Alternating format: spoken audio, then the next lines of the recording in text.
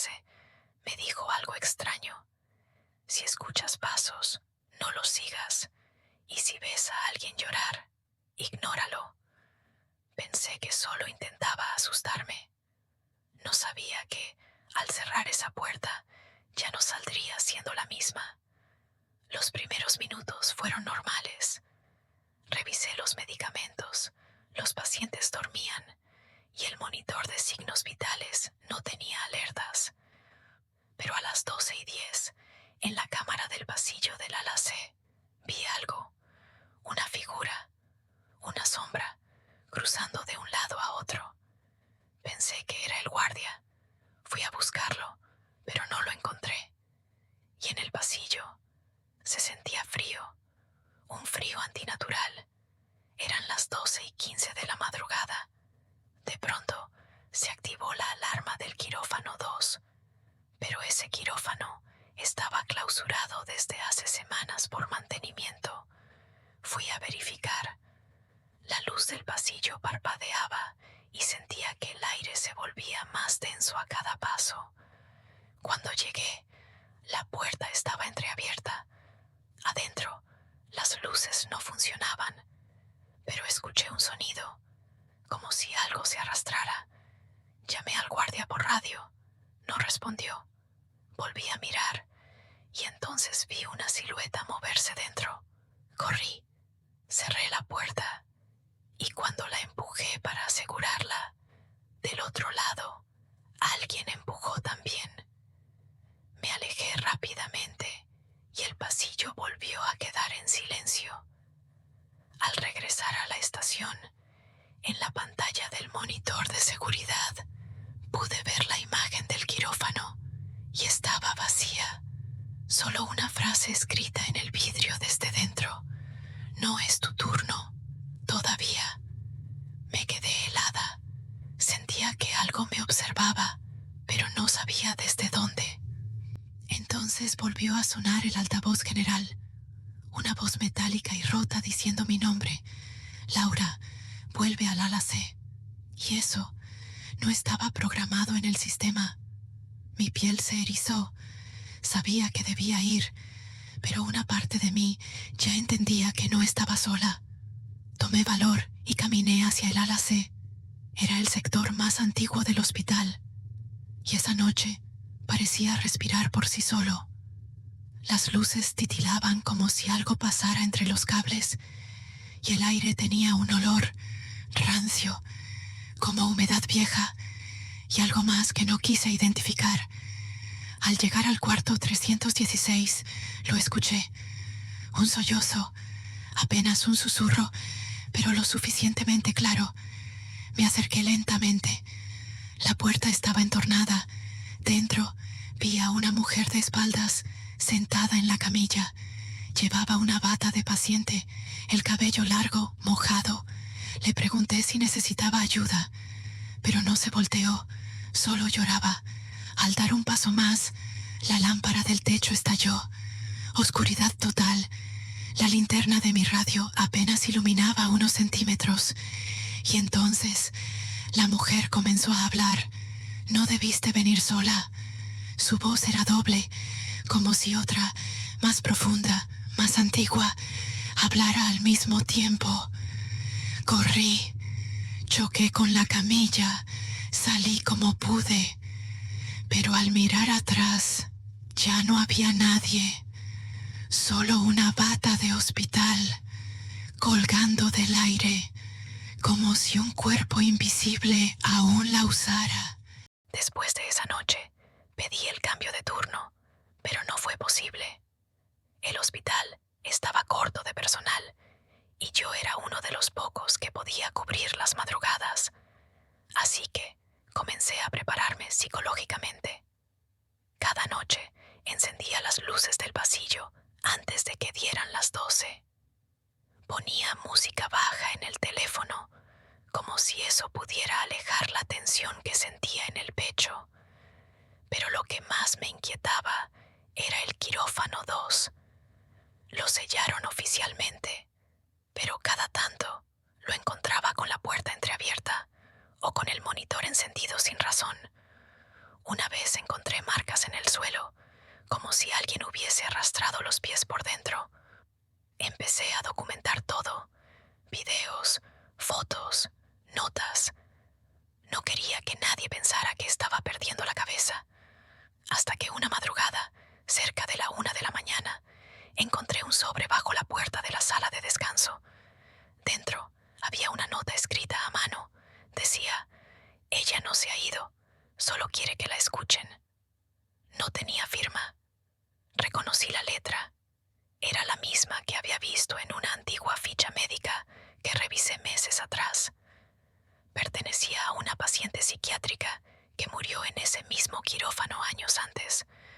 Según los registros, durante una cirugía de emergencia, se despertó en medio de la operación.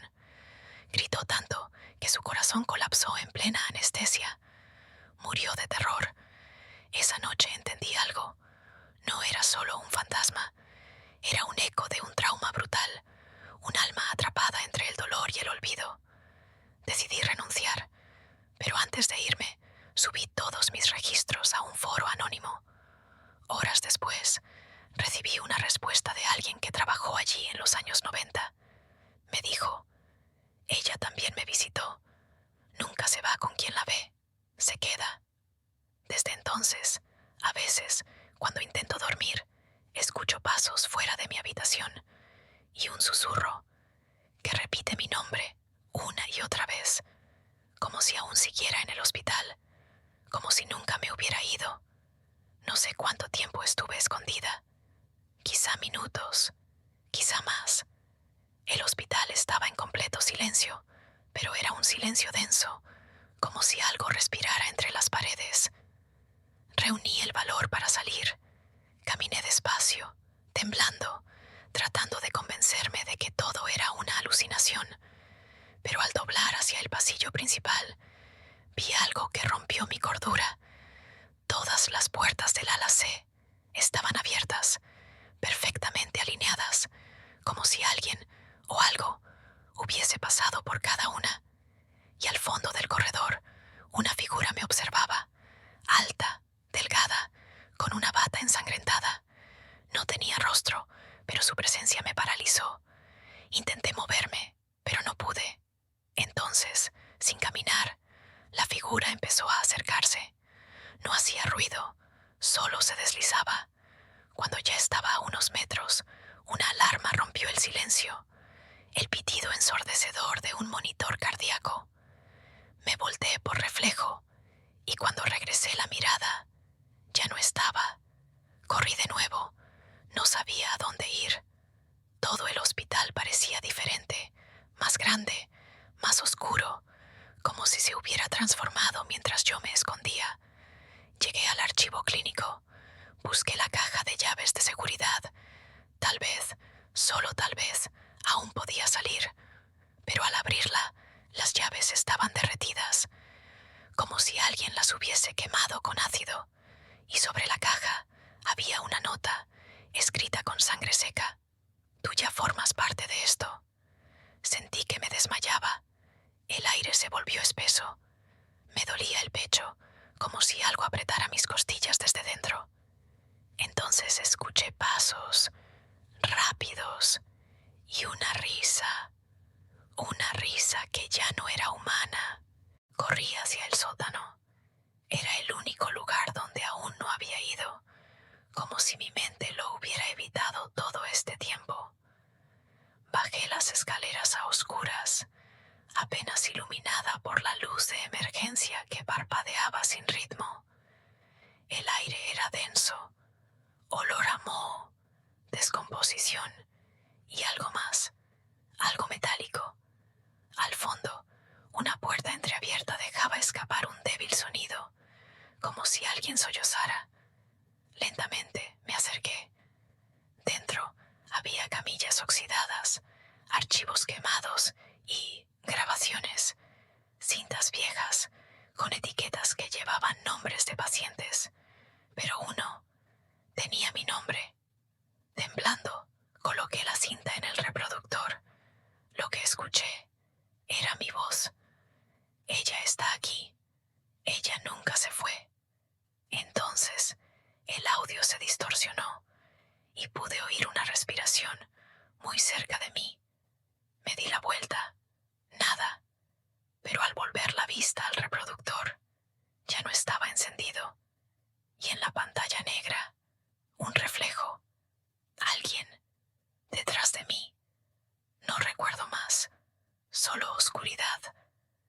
Desperté horas después, o tal vez días.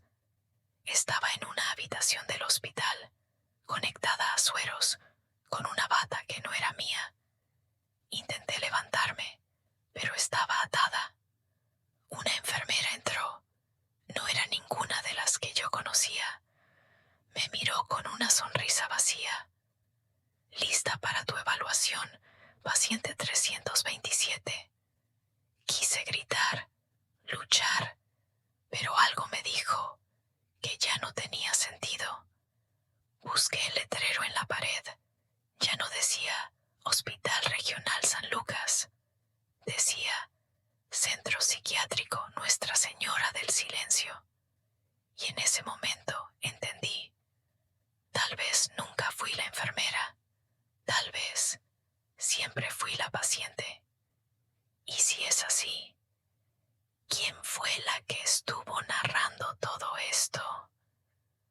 Lo que descubrí después de esa noche fue aún peor que la muerte. ¿Quieres saber qué pasó? Entonces suscríbete y prepárate